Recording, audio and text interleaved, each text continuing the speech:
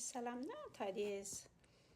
እኔ በጣም ብዙ የሚያሳዝኑ ቪዲዮዎችን ብዙ ነገር ሰምቻለሁ። ግን እንደዚች ምስኪን ልጅ አንጀቴን የበላኝ የለም። እውነት ለመናገር በጣም ነው ያዘንኩኝ።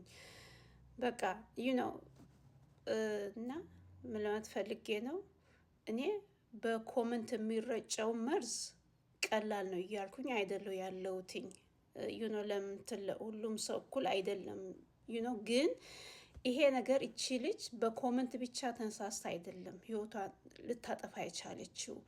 ይሄ ባል የተባለው ከጎኗ ያለው ሰው በደንብ መጠየቅ ነው ያለበት።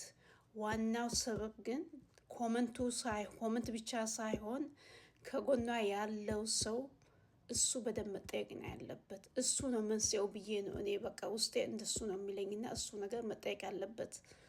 በጣም ነው የሚያሳዝነው ግን